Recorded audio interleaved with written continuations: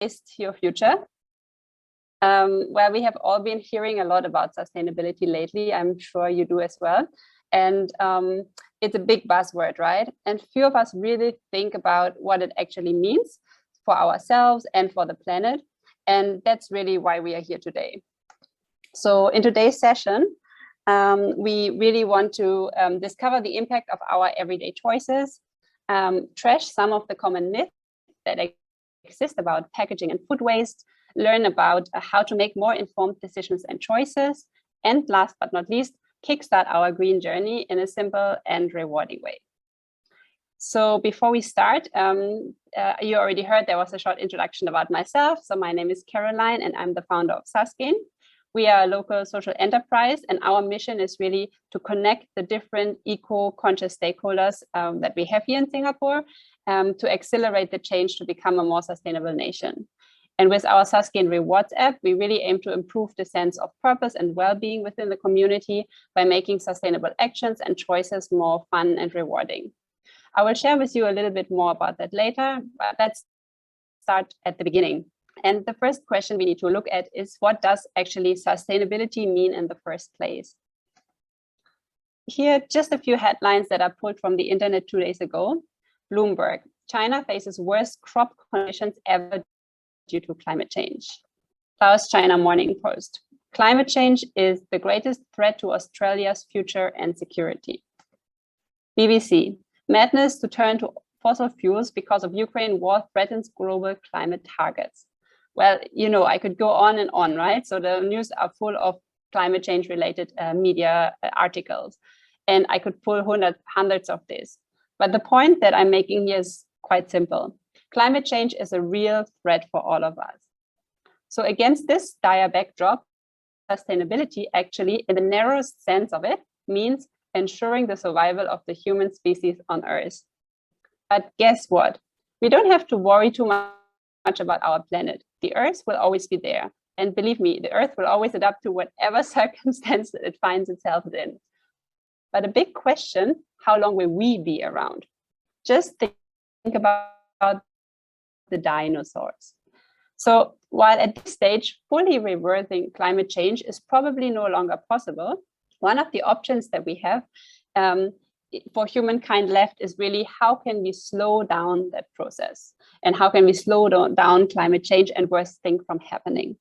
And while all of these things that are happening to us totally seem out of our control, paradoxically, and you might not be aware of it, you are the lever to turn things around.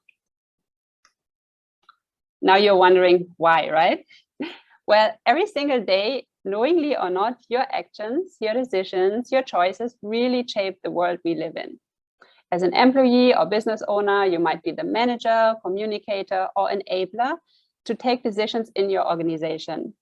But also as a family member, friend, or neighbor, you are influencing your surrounding with your lifestyle choices every single day. Yet, for us as individuals, it's really hard to connect our everyday actions and choices with a topic as huge and complex as climate change, because we can't really see the direct impact that we are creating.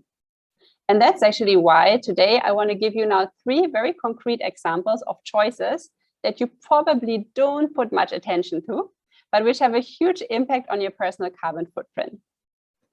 So if you're ready, let's get started. Let's start with this one, toilet paper. You are probably surprised that I bring up toilet paper, but would you have guessed that your choice of toilet paper is a very impactful one? Let me tell you why. A regular roll of wood toilet paper, that's the one that most of us are used to, requires end-to-end approximately 140 liters of water to be produced. This is equivalent to the average daily water usage of a person in the UK, by the way. So a huge amount of water. At the same time, bamboo toilet paper, which is an alternative available on the market, only requires approximately 10 liters per roll. So switching to bamboo toilet paper effectively makes you save 130 liters of water per roll. So when you're choosing a pack of 10, how they normally come in, right? You're effectively making that decision whether you are saving 1 metric ton of water or not, just with that one purchase decision. That's quite impactful, isn't it? So some of you might wonder, but what's the cost of that switch, right? probably nowadays it's about 35% more expensive. But now think about it yourself. After you have learned about the water savings, my question to you, would your price sensitivity have changed? And how much more would you be willing to pay with or without knowing about these water savings? And so another question that we can also add on later on is actually, what is the reason why and why we maybe not yet all have switched to bamboo toilet paper? But let's move on to the second example. Have you ever bought any items secondhand, be it a book, a kid's toy, or perhaps clothes? Maybe if you like, you can let us know in the comments the items that you have previously bought secondhand. I'll leave you a few seconds if you want to add to the chat. So books, somebody's saying books, that's great, perfect. I think I've also bought books before. I've also bought some things for my daughter, toys, exactly. So the good news actually is that buying something that is used doesn't only save money, but it's also really good for the environment. So giving an item a second life actually reduces that item's carbon footprint by a whopping 82%. Now you're wondering how, right? So well, just think of the sourcing of the material to produce it, the energy used for the production, the shipment of the item to the reseller, and eventually to you. So all of this can be saved. And so now, while buying secondhand is something that has been, available for the longest time, and it's, as we can see, hugely impactful, perhaps you can also share with me briefly in the chat, why have you not, adopted maybe this habit? Or what are barriers that you see? Or what are possibly reasons why you wouldn't actually want to try buying something secondhand? Or even which items would you and which items would you not want to buy secondhand? So let's see if we are getting a few answers.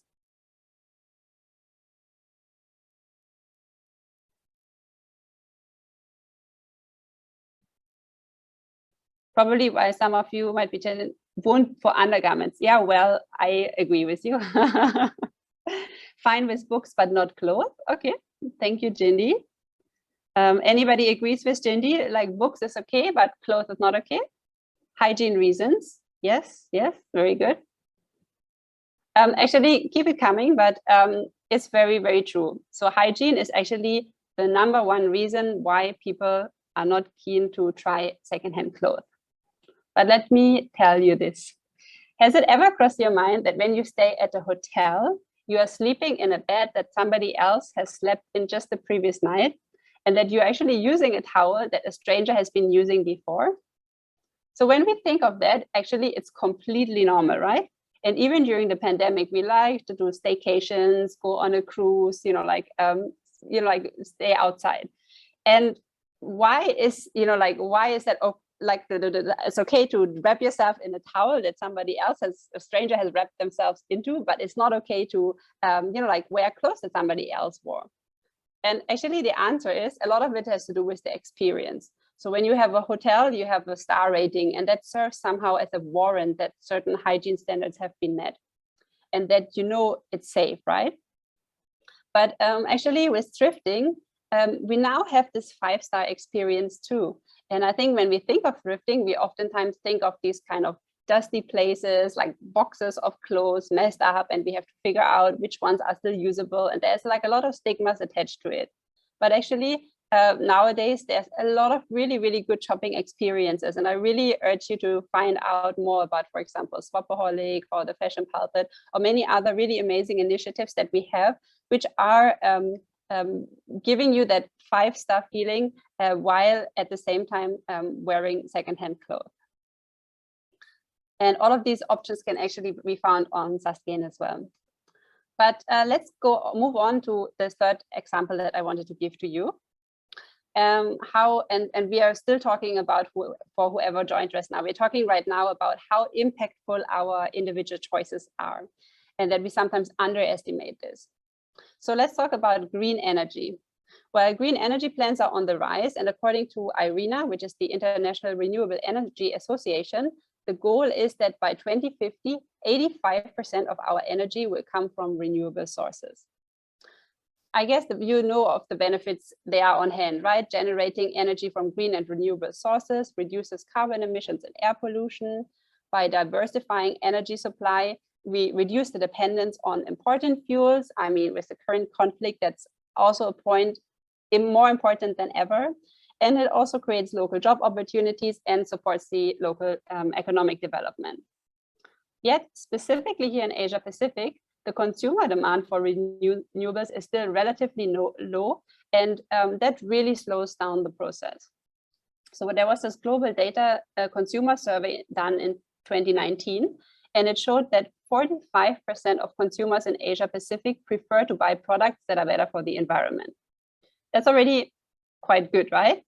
But then interestingly, actually the consumer demand is lagging behind. So while 45% say, oh, we are actually ready for cleaner energy, it's actually just a fragment of that who's actually changed their energy plans. And we have been talking to the different energy retailers here in Singapore, and all of them testify that green plans are still the least popular ones. So why is that so? Well, Asian consumers tend to be rather price sensitive, and I'm considering myself one of them. And the increasing financial pressure, especially due to the pandemic and now the conflicts that we see in the world, only heighten this price sensitivity. And so they basically turn renewable energy plans into something like a non-essential or almost like a luxury good. Yet switching to green energy plans on a household level is really critical for us to drive that green revolution. So why? Because each of us as individuals, we really, with our choices, we mandate this change. So only if we are creating sufficient consumer demand for renewable energy, then there's also a business case for the energy producers to invest more in this area and to make renewable energy more affordable in the long run. So my question to you, again, something very simple to consider. Have you made that switch? And there's a lot of options out there to switch to greener energy in Singapore. But now that we have looked into what can be done, let's also look now into why is it sometimes challenging to do the right thing. And as promised in today's talk, we wanted to trash some myths. So let's find out about the first one, which is products with recyclable packaging are always the better option.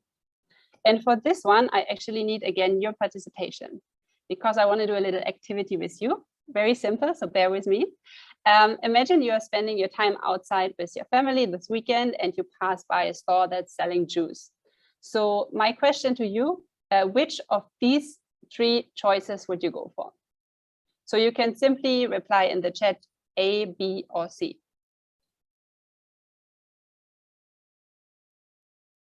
So Nelly is going for glass.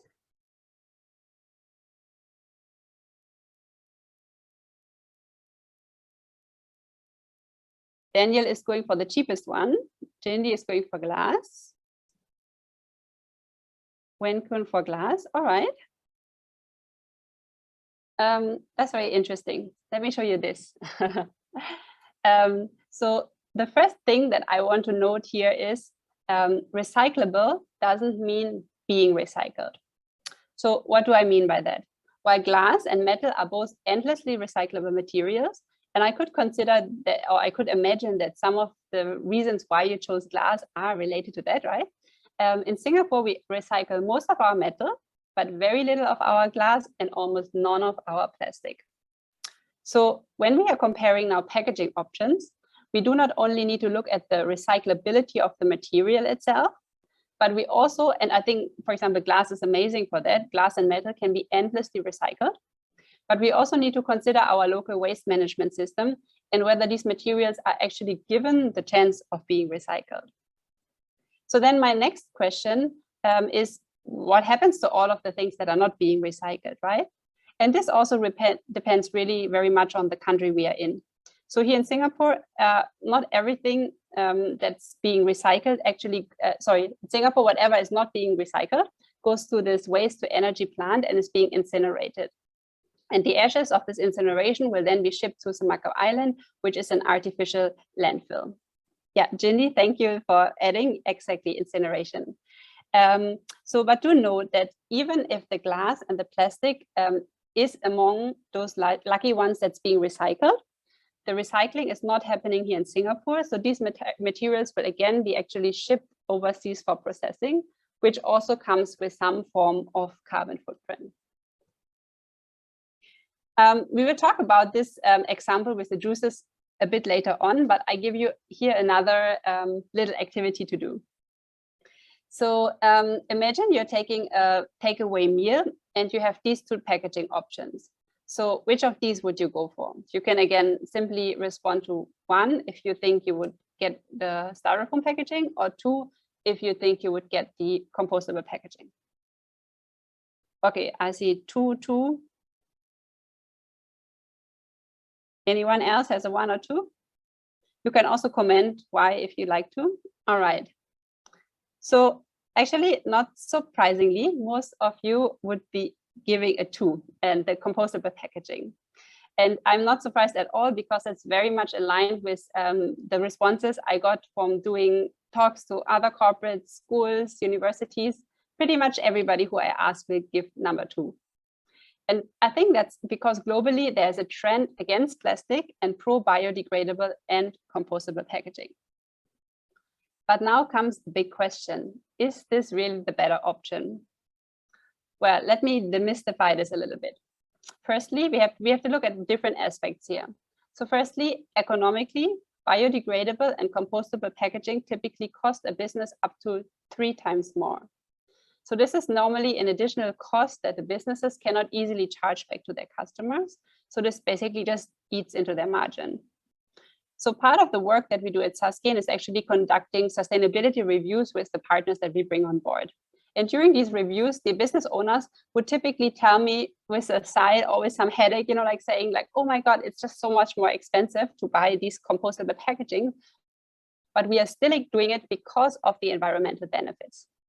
But here comes the big question, is this really better for the climate? Well, we have touched on this just now, but if you, as Jindy also commented, we are incinerating our waste, right? So that means actually that we don't have the infrastructure right now to biodegrade or compost our packaging in Singapore. So it turns out that we are actually unable to reap the benefits of the compostable material. Here's an interesting infographic, and perhaps it's a little bit small for you to see, but you can just look at the tick boxes. So this is actually a comparison of the environmental impact of a foam, a china, and a glass and a paper cup.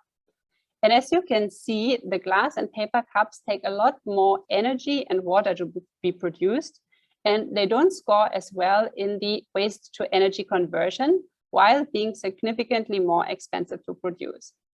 So in a sense, interestingly, the foam cup wins.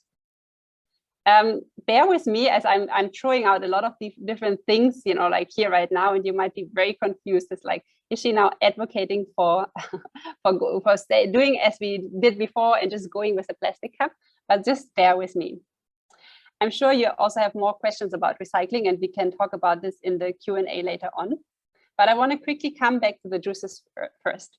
So now that we have looked into the waste management and the recycling rates, the question that I have now for you is, would we really know which of these is the more sustainable option?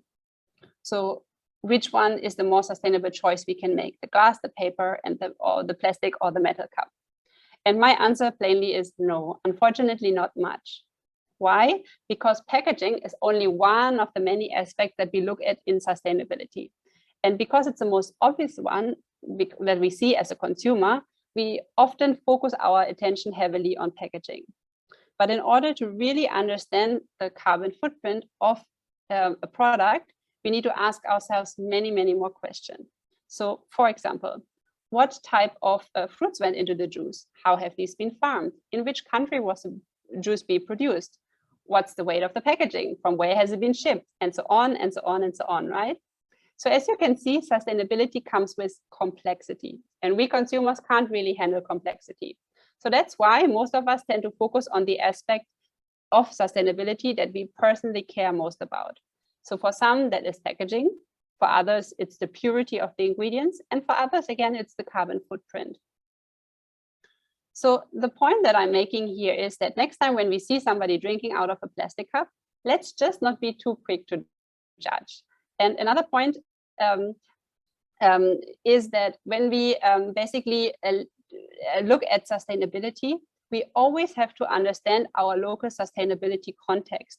And that only will be basically, if we don't know our sustainable context, we won't be able to make the right informed decisions. And how to do this, I will share with you later on. But let's go back to this one point that I said earlier. Are you thinking that I'm now advocating for plastic packaging? Obviously, I am not. And some of you might have probably guessed that as well. So the most environmentally friendly and cost-effective way that we can actually change our habits is bring our own reusables. As you can see, they come in many different forms and shapes. And whether it's you bringing home cooked food as your lunch from home, or you're basically using this container to pack a meal outside, we have more and more options available. And even there is now food container rental services available. So even if you're doing a delivery from Grab, Foodpanda, and so on, you can actually also order in reusable containers thanks to the services of News and Bearpack. So basically, to sum up this whole discussion about the packaging, first of all, just don't be too quick to judge. Look at the local sustainability context, and minimizing and reusing is always still the better option than just replacing one single-use material with another one, because unfortunately, sustainability is just more complex than that. But in the interest of time, let's move on to our next myth. And I think this is also something that probably most of you can relate to. Since we've been little, our parents have been nagging us, finish the food that's on your plate, right? And do not waste food. And if you have little ones at home as well, you will probably tell this to your kids as well, because that's what I do too. But probably because of that, our first association with food waste is actually what's left on the plate at the end of the meal. And while this is definitely important for us to also reduce this type of food waste, what I want to show you today is actually that our food waste problem lies much, much deeper than that, and what we individuals can do about it. So the first question, why is food waste such a big deal, right? If you can see in this graph, if food waste was a country, it would be the third largest greenhouse gas emitter after China and the United States.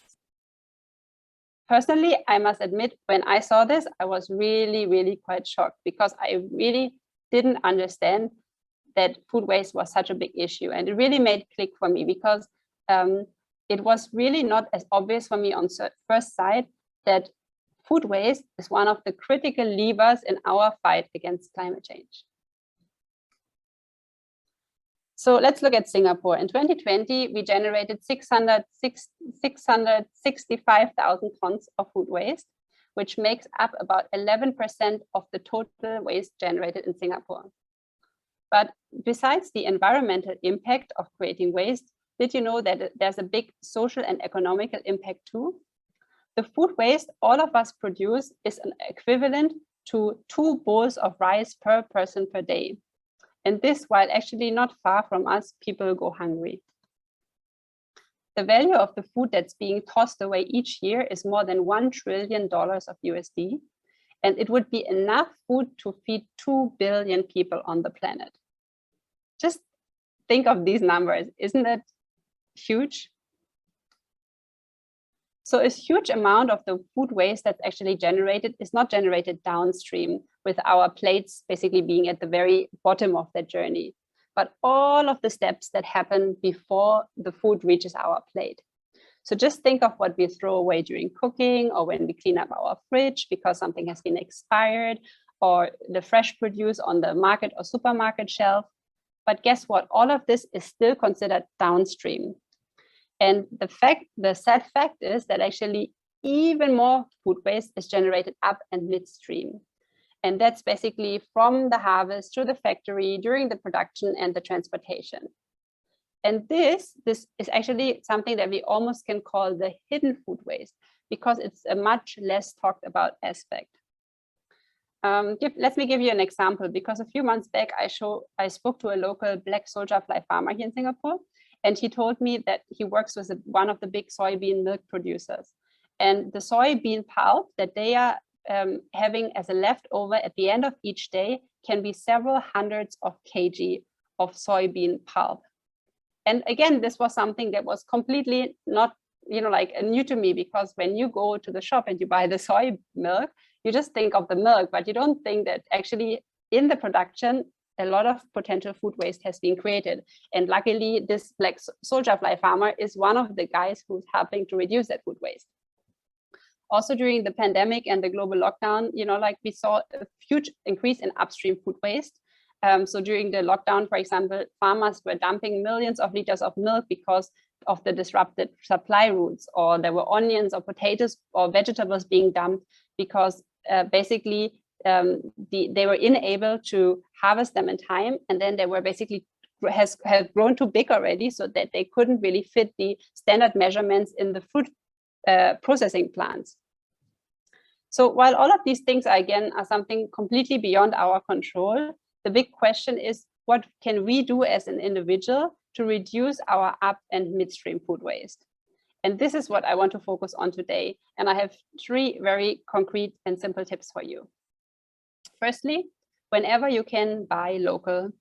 Fresh produce like dairy, meats, fruits, vegetables tend to have a very short shelf life. So if you're buying local, it really reduces the number of phases the food has to go through. And as a general rule of thumb, the longer the fresh produce had to travel, the more food waste would have been generated. And with COVID also, of course, a lot of focus has been put on our local food supply chain. And I see also a kind of positive trend here, whereby we are nowadays much more looking inwards. And I'm sure you might have seen this little red logo previously before. The government launched this Choose Fresh campaign, and you can now easily identify local produce with this red sticker. And some supermarkets also have a physical or online, have a dedicated space in the supermarket where you can really see the homegrown local produce featured there. So one of the very impactful things you can do right away is buy homegrown fruits and vegetables. My second tip to you is actually how you can directly influence the up and midstream food waste is by choosing products that consist of ugly produce. There's a few examples of all local companies as well who are championing this. So for example, Ugly Food is an online grocer which is selling less pretty looking veggies. Confetti is selling vegetable chips where they are basically incorporating ugly vegetables. Combination is turning them into kombucha. And there's also a company like Crust, which is actually using surplus bread from local bakeries in the brewing process. And if I'm following this correctly, there might be even, like a bread to beer workshop coming up as well, right? So by the way, all of these brands can be found on susGain too. So my tip number 3 now is donate any of your excess food before it goes to waste. And I think this advice has become even more relevant now because the pandemic has really pushed some of the lower income family into food insecurity. And if you happen to check out my Instagram channel as well, you can actually see I've just posted a post about this last weekend where I got the chance to watch actually 2 local initiatives that are working on helping with food insecurity. So what I wanted to give you on the way is actually 5 platforms that you can check out that help with redistributing surplus food. There is this platform called Just About, which can, by the way, also be found on susGain, where you can rescue unsold food from F&B outlets or buy their so-called shock bags by buying their shock bags at the end of the day. There's also Treacher and Tree Dots, which allow you to buy overstock products like fresh produced or meat products at reduced prices.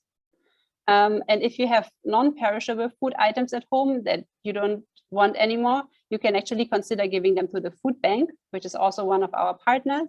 And we have also mapped all of their 100 food bank bins across the island on our map. And so to make it easier for you to donate there, and basically the beneficiaries will be really local families in need. And lastly, another great way to share your food is through an app called Olio. And basically what they do is you can post your items that you don't want on the app, and then it can be seen by your neighbors who can come and pick it up. So now that we have looked at the impact of our everyday choices, we have trashed 2 sustainability myths. What's left? So let's look into how can we make more informed decisions based on our local sustainability context. And this is where susGain comes to the rescue. So I will now share with you in a few slides how the app works and what it does. And you can actually also pull out your phone and follow me along. And I have also a little surprise for you. So the first thing that you can do is actually scan the QR code, or you just head to susgain.com to get the app from there. And once you have actually signed up, you will be coming to this page where you can choose a local charity that you want to support. So currently we are partnering with 12 local charities, all supporting different sustainability missions, including the Food Bank, Acres, Zero Waste SG, etc. So just basically sign up and choose one of the charities that you want to support. So the next thing is that you will actually come to the screen where we have mapped out all of our sustainability infrastructure across Singapore. So there's more than 1,800 data points, such as water fountains, public parks. I mentioned food bank drop-off points, places where you can donate, sustainability-related events like today, activities, volunteering opportunities. So the idea is really that regardless of where you stay, here's your sustainability infrastructure in your neighborhood. And we really want to make it easier for you to know what are the options that you have, and to facilitate, to make it easier to get started. Now, every time you practice an eco habit through the app, you actually earn points. And I will share with you in a second what you can do with these points. And then in addition, I think Felicia mentioned it earlier, we are also featuring local sustainable brands on the app. Actually, by now it's not only 120, but over 200 already. And these are all different local sustainable brands across different categories like beauty, fashion. We spoke about, secondhand fashion earlier. We spoke about brands that sell surplus food, etc. So you can find them all on the app. And by using the app, you actually get 2 things. Number 1, a cashback for yourself, which is the yellow percentage here. And the same amount that you are getting as a reward is given to the charity that you have chosen at the beginning. So just a quick word about how do we assess the partners that we bring on board. We do a sustainability review with them, and we basically highlight to you as a consumer, which are the sustainable best practices that they are practicing. And we are going really to the extent of asking verifiable proof for each of the statements that we place on the app, so that you can really trust this and you can be sure that when the organization is claiming that they are doing it, that they are actually doing it. So effectively, with the cashback that you earned for your purchases, you can actually cash it out, you can use it for another purchase, or you can also give it to any of the listed charities. And as mentioned earlier, I wanted to let you know what can you do with the points that you earn for your eco habits. So the good news is that you can actually plant trees. So for every 1,000 points that you have earned, a mangrove tree will be planted through our charity partner, Eden Forest Reforestation Project. So give it a try. It's a very easy way to create positive impact, and it's fun as well.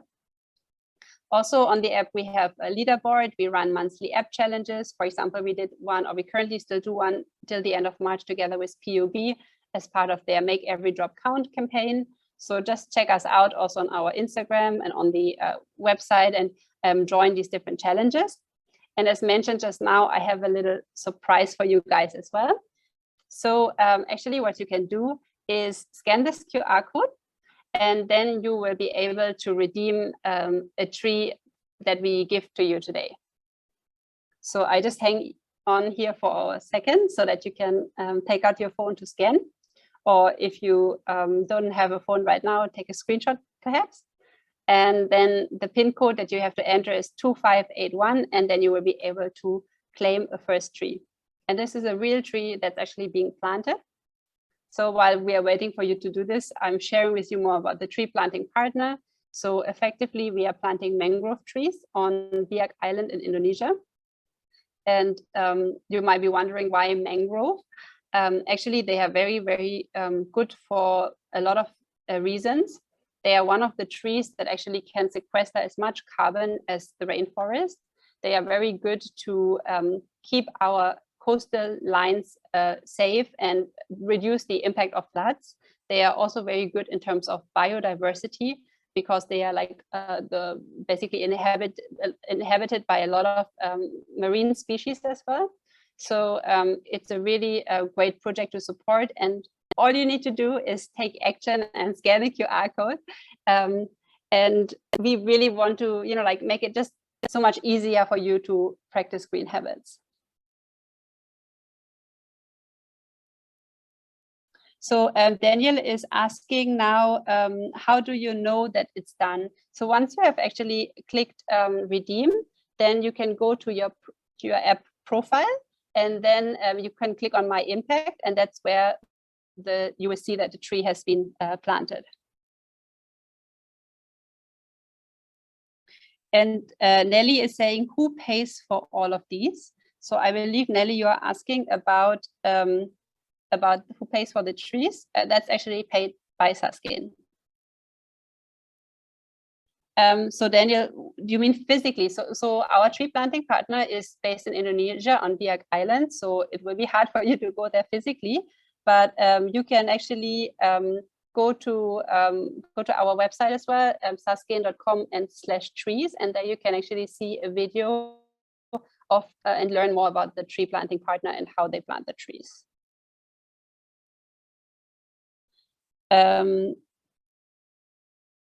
So let's carry on, perhaps. So in the interest of time, we have basically a wrap up for today. And it's really about what can we do next, right? And how do we kickstart our own journey?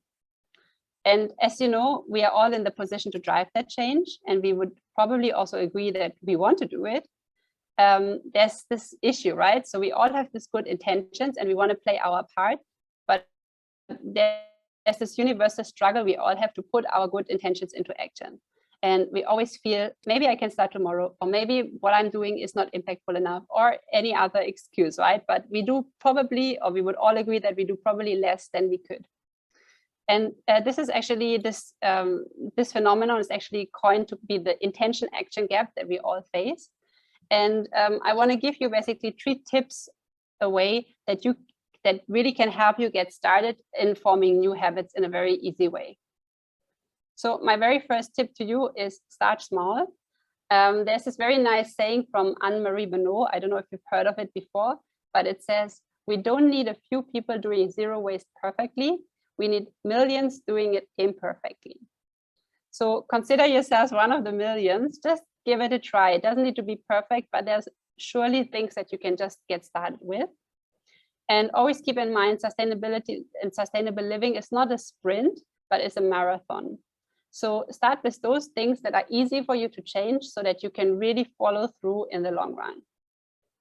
Also, if you're looking for more sustainability tips and what you can do check out our blog as well. And last year, we have also collaborated with the Finder to create an eco-family guide. So if you have kids, you can check this out as well with some fun activities and ideas of what you can do.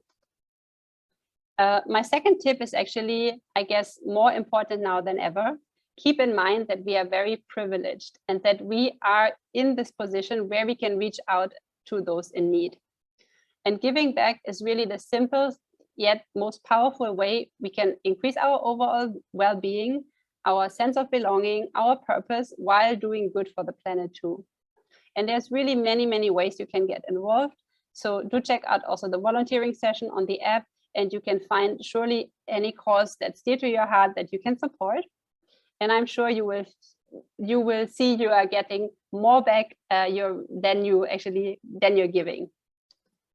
And last but not least, practicing habits can sometimes feel quite lonely and quite meaningless, especially because we have already talked about it enough. The problem is so big and we are just so small. but there's a number of great apps, including susGain, that can help you track the impact, join friendly competitions, join challenges. We heard about the CapitaLand challenge just now, so join that and team up with your friends and family to share, exchange, and challenge each other. And of course, don't forget to celebrate your little achievements as well. Before we end now the official part and have a little Q&A session, I wanted to leave you with one final thought. Sustainability is a complex subject, and we often treat it like an iceberg and only look at the things that are most visible to our eyes. Just like out of sight is out of mind. Yet the biggest opportunity to create impact are often hidden in the invisible part. And it really doesn't matter how small your action, the most important is that you get started. As Sundar Pichai, the CEO of Google, said recently, at an individual level, our choices may seem small, but when we have the tools to make them at scale, they equal big improvements. So my final question that I leave you with is, what's the one conscious choice that you can make? And so with that, let's open the Q&A part of this session today. And I'm sure you have a few more questions, so you can either unmute yourself and share it, or you can also share your questions in the chat, and I'm happy to answer them.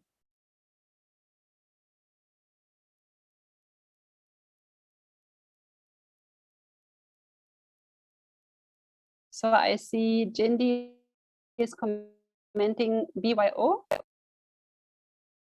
Is that a question?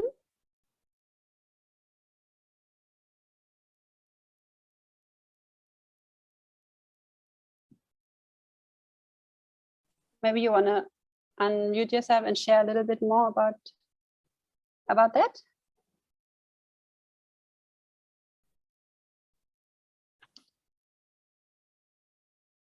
Hi, Caroline, it's Daniel. Okay, hi, Daniel.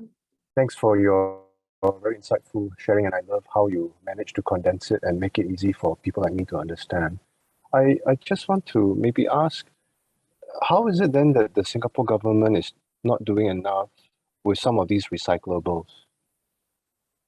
You know, you shared about like glass and how, although it's very recyclable, we're not doing that. Would you know? Yeah, there is. Thanks so much for your question. I think it's a good one. So there's definitely a certain level of complexity involved, right? And unfortunately, one of the big challenges that we still face is actually the recycling practice and habits that we have. And the reason for our recycling rates sometimes being very low is actually the way we do this. So for example, in the recycling collection, we have the blue bins. And if you know, the blue bins actually collect different types of household recyclables, the metals, the glass, the paper, etc. And one of the big challenges that we actually face is cross-contamination, because obviously the moment you don't rinse the item, or the moment, let's say you put a oily tuna can into it and then touches the paper, then already that can't be recycled anymore. And so in one of the challenges, and I think there are a lot of government initiatives actually being put in place or in the planning, are towards how can we better educate individuals to be more mindful about their recycling practices. And the way we have been set up in Singapore actually doesn't help, because most of us live in high-rise buildings and condos. We have the chute, and it's just like the most convenient thing to open it and to throw it down, right? And that's it. And changing that habit into something less convenient, to basically have a separate bin in your house, wash the recyclables, and then bring them down to put them in the blue bin, is one of the big hurdles that we see here. And then another area is definitely also related to the processing afterwards. So currently, like all of the, for example, items that you throw in the blue bin, they go into that processing factory where they come on a belt, and they are sometimes by tools, but sometimes also by hand being picked out. And so the reason why, for example, metal has a high recycling rate, because that can be actually pulled out, first of all, easier with some magnets, for example.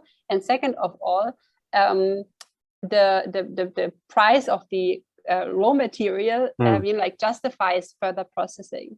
And sometimes that's another thing where you have economic considerations, like how much would it cost in order to basically collect clean, wash, sort the recyclable material compared to just incinerating it. And I think this is some of the challenges that are still out there. But I'm not being able to 100% answer your question, but I just want to share with you that there is a lot being done, but there's also still some kind of complexities that we haven't managed yet, I would say. Thanks. I mean, yeah, I can understand that there isn't going to be a full answer, and I also appreciate your honesty about that part. But it does then seem to me that the common folk like me can be doing our best, but then the weakest link could be the very infrastructure that is set up to then support our efforts, right? I agree, but it's like you have this chicken and egg dilemma, right? So it goes both ways. So on the one hand, like on our consumer side, there's more we can do, but unfortunately, it's still very few people who really consciously take that step. And on the other hand, you have also the manufacturers and so on. And I think the higher quality of recyclables we consumers through our recycling habits can generate, the more likely that these basically corporate processors find value in the items that are being recycled because they can resell them as a commodity, and the more they will invest in the infrastructure as well, So that's, I guess, a little bit the challenge that we face. But even quite honestly, another thing to consider is that recycling is not I would say it's not the solution to the problem either, right? Because recycling itself requires a lot of resources, and oftentimes it's also not doing locally, so it's being shipped somewhere else again. And I think in order to really, really tackle the problem, there's only one solution, and nobody wants to talk about it, but we have to reduce our consumption. And that actually starts at the very beginning of the supply chain, and looking into how can we actually incentivize manufacturers to offer, reusable packaging, or to reduce the amount of packaging they produce. Or there's a lot of initiatives, for example, now with e-waste as well, the responsible producer scheme, where they are required to take back that materials, right? So basically, I see actually the savior will be actually more at the beginning of the of the journey than at the very end, if you know what I mean. Sure. Yeah, I do. Sorry, I just realized that I was speaking this whole time without showing you who I am. So thanks, Caroline. Oh, good. Thank you very much. Very good question. Let me see if there's another one. Green energy. Okay. I can touch on this a little bit as well. I don't want to call myself a green energy expert here, but what I can share is that actually there's a number of local energy providers who offer green energy plans as an add-on. So typically the way it works actually is that you as a consumer have to pay a little bit more for the so-called green add-on. Now, the thing is that actually when you look at the statistics where our energy comes from, that most of the energy is actually currently not directly coming from greener resources, but it's basically going into some form of a fund that is being used in order to get more greener energy, or sometimes even those kind of carbon offset credits. So that doesn't mean when you are as a Singaporean, choosing the green energy plan, like for example, I've done for my family, that the energy that I'm receiving now is a different one that you are receiving. It's not the case. But the point, I think, for choosing green energy is more mandating that change, because everything we do is supply and demand, right? And once we had the privatization of the energy market and we had a lot of different brands coming up, a lot of them went into offering a green energy option. But then all of them, one after another, realized that actually there is no customer demand. And so we have, for example, previously been partnering with Ohm Energy as well, and unfortunately they didn't make it, and a few others as well. And if the consumer demand is not picking up, what would be the business case for these energy retailers to do more in this space, right? So again, we are having that chicken and egg, and while we can't influence the whole chain, what we can influence is our own choices. And if we are in that privileged position that we can pay a few cents more for our energy bill, then I think that's one thing we can do, right? But as you see, unfortunately, there's always the gray zone. There's never black and white, and there's never this simple solution. And that's why sustainability just happens to be so complicated. Yeah. I hope that answers your question a little bit, Jindy.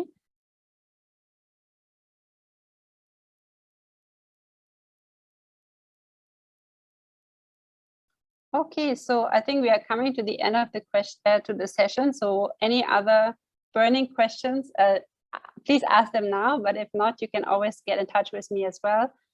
So do check us out, susgain.com. You can always contact us through our website as well. Happy to answer any other questions you have. And I really hope that today's session didn't just confuse you more, but makes you feels you a little bit more empowered to just give it a start. And as mentioned, as an individual, we can't change everything that's happening out there, but every action we take, every choice we do is actually quite powerful, because we are influencing people within our surrounding with that.